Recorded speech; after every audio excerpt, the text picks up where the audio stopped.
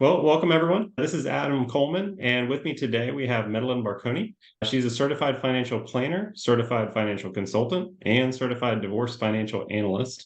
She's the partner and head of financial planning at Breakwater Capital Group.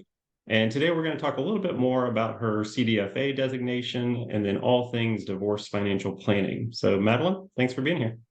Yeah, thank you. So happy to be here and talk to everyone about this topic. It's really important to me. So thanks, Adam. Well, we appreciate it. So, before we begin, tell us a little bit more about yourself and maybe what made you decide to go into financial planning, but then specifically divorce financial planning as well.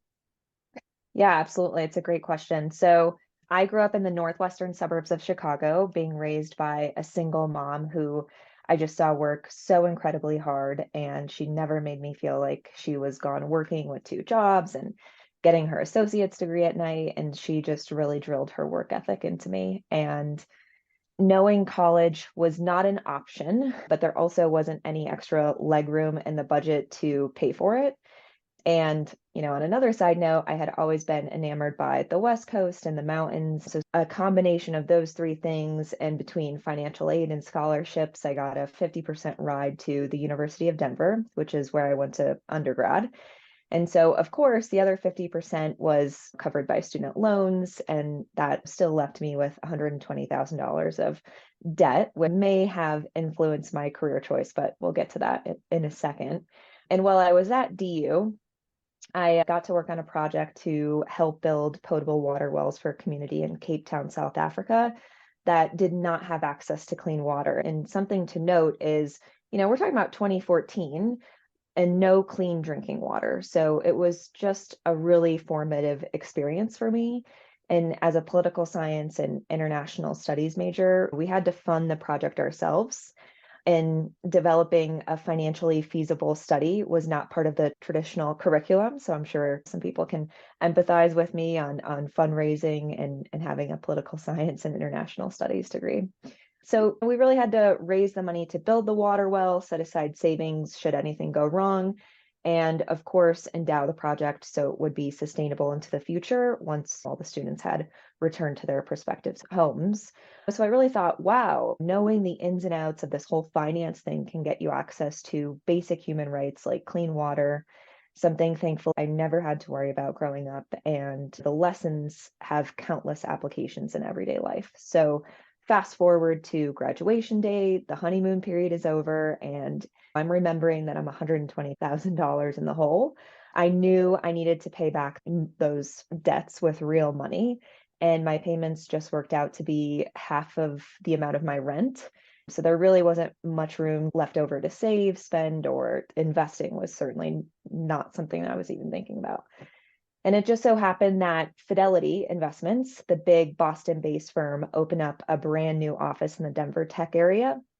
And that's where I landed my first real job. I was attracted to the generous benefit structure and the ability to see so many different parts of the financial services industry, because they do a lot. And I had spent a handful of years in Denver, another few handful of years in the New York, New Jersey tri-state area, thanks to my husband who was from that area, working with some of the smartest, most diverse, most demanding at times, sometimes a little bit difficult type of clientele, but I wouldn't change that experience for anything. And after 7 years of climbing that corporate ladder, I was ready to make a change. The experience was really great at Fidelity. I have no qualms, and I had a lot of success and learned so much in my time there. I was one of the youngest female advisors taking care of Fidelity's most valuable clients, and it was a special experience, but there was something missing. I wanted to take care of clients the way I thought that they should be taken care of, by building long-term relationships with them and their families through financial planning instead of more of a product focus, and feeling limited by time constraints. And at my peak when I was there, I was responsible for working with 400 families. And you have to think about that from a time perspective. How well can you really get to know these people and their personal circumstances if you're working with 400 families? So I decided to leave Fidelity and join a boutique investment firm in Boulder, Colorado. And my new employer offered me to have the chance to have deeper connections, but the firm had been founded for 20 years, and many of the relationships were with the principals of the firm. So there wasn't that natural connection. So I stayed in touch with my old mentor slash advisor that I had worked with back in New Jersey, and he had left to start his own firm. And half jokingly, half seriously, we entertained reuniting for his firm that he had started. And it had become really clear to both of us that the partnership would be a case of 1 + 1 = 3 kind of deal. So I know that we had shared many of the same beliefs about the client experience, the markets, and he knew what I was worth. I also felt like he was the best person I could learn from in this industry. So I joined Breakwater Capital Group as an equity partner, and fast forward to now, we're off to the races. We manage 420 million in assets for a little over 100 different families, where I focus on helping clients establish better relationships with their money in a variety of different ways. And one of the areas I have a specialty in, as you alluded to before, is supporting clients going through a divorce. Everyone knows that going through a divorce is a pretty awful experience, and I witnessed more than my fair share of clients going through this process, totally uninformed or not knowing exactly how to pick up the pieces when the papers had finally been signed. So often I would find that they were focused on that particular moment, which is to be expected. It's a highly emotional period, but it's important not to lose sight of how the settlement is going to impact them 5 to 10 years from now, and to ask questions like, how is this going to affect my earning capability? Do I have the skills and resources needed to maintain my lifestyle? What do I do to get there? It's really big picture stuff, but it's also the details. Something as obvious as, what is the tax impact from this, often really gets overlooked. And we all know that when it comes to taxes, equal does not mean equitable. The lawyers know the law so well and what's due to these clients from a legal perspective, but it's the ability to connect all those dots for the client so that they understand what their settlement will mean to them personally. I want the big house, but unless you have the means to maintain it, it really does no good for you. And I think people often forget, they might laugh at this, but it's easy to forget, you can't sell a window to put food on the table. And so that's really what's driven me to make sure that those clients are in a good place. Where does your role fit in? So, like CDFAs or certified divorce financial analysts, they have different roles that they take. So, different people that have that same designation, some get involved very early on in the divorce process and Mhm. really strictly look at the divorce and separation of assets. Others more on the back end of things to help with the financial planning afterwards. Where does your CDFA fit into the mix? Yeah, great question. So the CDFA ideally would get involved right from the beginning. I have some clients that find me without even having a lawyer in mind first, and I certainly work closely with family law lawyers in the area. So I typically will recommend them if they've made the choice that this is the path that they want to go down. I have clients need a CDFA's help, but maybe their relationship is so that they are okay staying together. They're just going to sort of live two different lives because of tax benefits or whatever the case maybe is. Or I have clients that get referred to me from their lawyer, and I'm meeting them sort of maybe in the middle. Maybe the first settlement has been sort of put on the table as an offer. And then inevitably, I need to understand the client's why and sort of the story behind the numbers. So inevitably, we sort of go back to the drawing board from the beginning. And again, it's those dots that are hard to connect. This is what you're owed from a legal perspective, but what does it mean to you from a personal finance perspective? It's those dots that often are not point A to point B. What is the difference between a certified divorce financial analyst and then more of your typical financial advisor if somebody was thinking about getting somebody involved during the divorce Yeah. process? So the CDFA designation, the CFP, the Certified Financial Planning role is really the gold standard in our industry. We adhere to a code of ethics, a board, a disciplinary committee. The CDFA designation, Certified Divorce Financial Analyst, has these same commitments. So that would really, to me as a client, be the gold standard in terms of someone who is approaching me to give me financial advice through this time. It's an exam, there's a lot of math components to it, it's not based on feelings, it's based in facts and the realities of the law. And so that to me is the biggest difference. This is focused on a particular specialty, whereas the CFP is great to have. I encourage all clients who are working with a financial advisor to continue to look for that gold standard. But if you're looking for something specifically in the divorce arena, I would look for that CDFA designation, because that means that that person is committed and they have continuing education standards to that practice.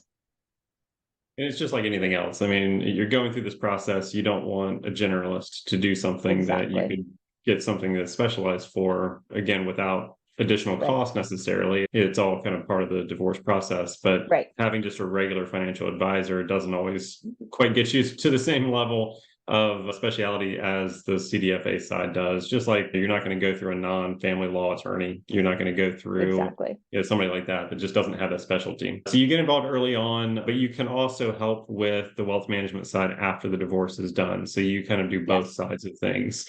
What sort of advice do you have for somebody starting down that divorce path? You mentioned a few things already, but any other Mhm. sets of advice that you would give for somebody? Yeah, so I'm a checklist person, and it makes me feel like I'm able to get done what I needed to get done, and it makes me feel accomplished at the end of the day.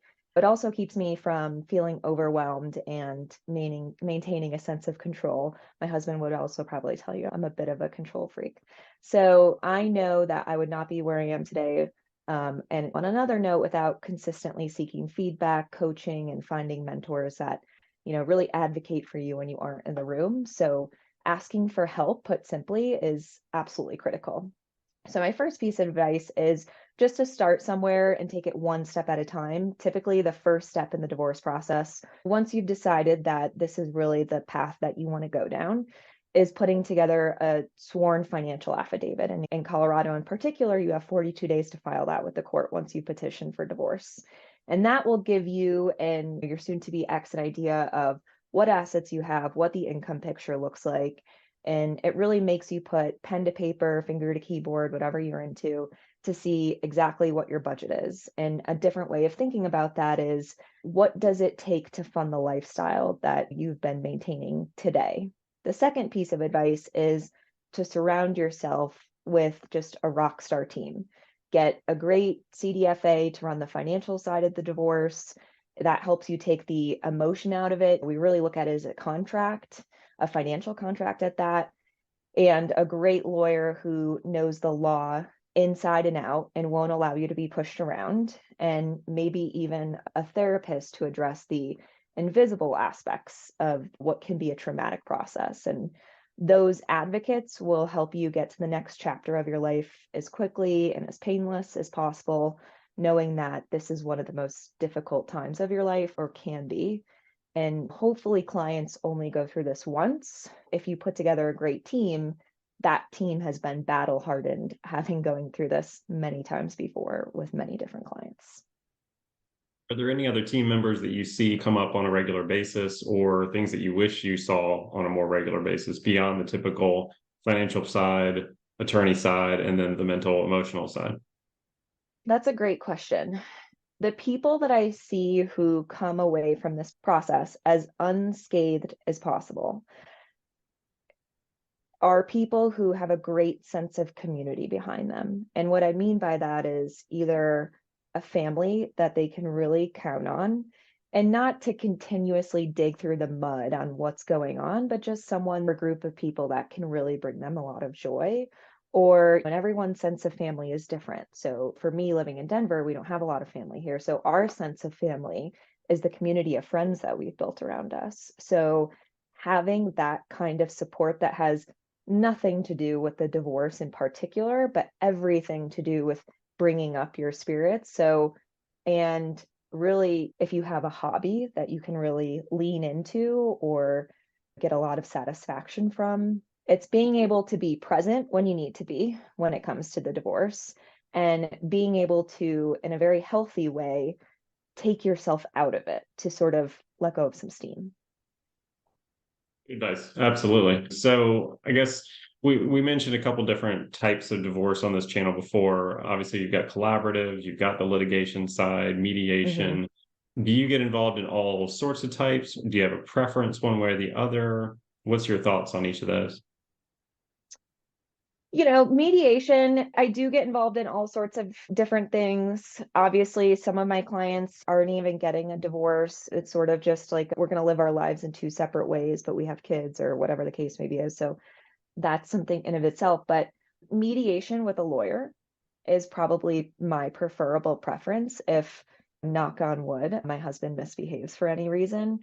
Personally, I would go down that route because you're really trying to be as calm as possible, but not get pushed around either because you have your lawyer there and hopefully you have your financial planner there as well to tell you, here's how this will impact you today, tomorrow, 20 years from now. And you're trying to be as amicable as possible too. So typically when I see clients go through mediation, that's the headspace they're in. And they really want to continue that way. It may get a little heated at times because sometimes you get an offer and you're just like, what the heck? I've been through with this person for 20 years. It doesn't seem right. But typically we can get back to a place of, hey, remember why we came to this instead of going to court or something like that. Gotcha. Any memorable cases that you've had that had a big impact on you in the past? Yeah, I do. And the first case that I ever worked on came to me midway through the divorce process. They had already received their first settlement offer. And after I got up to speed, what stood out to me the most was the lack of questions that had been asked up to that point. Instead of feeling some good ground had been covered, I really felt like we needed to go back to the drawing board to essentially starting at go to figure out what my clients' main priorities were and the why behind them. I find that that why is so important. I wanted to know the story behind the numbers. That's another thing that's really important to me. And you really just can't be afraid to speak up when you feel unsettled by something or that something was missing. And my client was a real estate agent. Her income was variable, and her success was a combination of hard and some good luck, which I find the harder you work, the more luck you have. And the winds that had been at her back to some extent, considering the Denver real estate market's strength over the past 10 years. She had done so well, but what I wanted to know was how sustainable was that experience? And her ex had very stable income from his corporate job. So I knew looking at the numbers that their essential expenses were covered by his compensation, and her income was the bonus, but she never really thought about it that way. Neither of them did. And so, sure, the first settlement offer seemed okay on the surface, but when thinking about the lifestyle and preparing for the unexpected, like the housing market softening or some unforeseen health issue, limiting her ability to work in the same way, her perspective resulted in a shift of the mindset. The settlement may be, in fact, a critical income source instead of a lump sum of money for a new home that she was thinking about buying. So we know that people don't make great decisions when emotion is involved or when they don't have all the facts. A really good CDFA's job, even though it's not always comfortable, is to point out those blind spots and put different scenarios on the table to make sure that their client is as insulated as possible. Fast forward to 2023, some of the less desirable situations, unfortunately, were modeled in for my client, having played out as the real estate market has cooled and aging parents are now coming into the picture that may need some additional financial support. But certainly she feels much better prepared based on the process that we had went through together. What were the major changes that you actually made or negotiated for because of that variable pay structure? So, kind of like what I said in the beginning, you have to look at your earnings capability. And you really, it sounds so basic, but when you're used to living a certain way for 24 years, which was the case, it's not. It's, hey, of course, my essential expenses are covered from guaranteed sources of income because my partner's income was guaranteed. He's an engineer. Of course, he's going to get paid for his work. And I was able to spend whatever I wanted on, going out to eat and vacations and this and that, but having them see, okay, these are your essential expenses. They need to be covered with guaranteed sources of income. If your income is not guaranteed, there's going to have to be shifts somewhere. And so just sort of walking back to the process of that initial financial planning conversation and applying the client's scenario to that initial financial planning conversation is so critical because they have to be able to relate to it. Perfect. Well, I appreciate you taking the time. Any final thoughts before we leave today? Yeah, so two thoughts, and I have thoughts in the form of quotes. The first one is by Theodore Roosevelt, which is people don't care how much you know until they know that you care. And that is something that has always guided me in my financial planning practice. And the second one is by Sally Krawcheck, who is absolutely hands down one of my idols in the finance industry, which is I love to talk, I love to share, I love to vent, but I prefer action. And so I encourage anyone who is listening to take action, big or small, to work towards the life they've certainly imagined and just know that your best days are always ahead. Perfect. Well, if anybody would like to learn more about you and the services that you offer, both divorce or non-divorce, what's the best place to find you? So our website is breakwatercapitalgroup.com. So go check that out to see exactly what we do, how we serve our clients. We have a ton of content posting insights regularly on different topics, as well as we host monthly webinars, just name a few resources there. And personally, I can be reached directly at 720-817-8723, or you can email me at madeline.barconi@breakwatercapitalgroup.com. And I'll make sure to include all that in the description as well. Please reach out. Any kind of questions that you have, I definitely would highly recommend it. This has been a pleasure. I really appreciate you taking the time and giving us some expert advice on the divorce financial planning side. Thank you, Adam. I really appreciate it.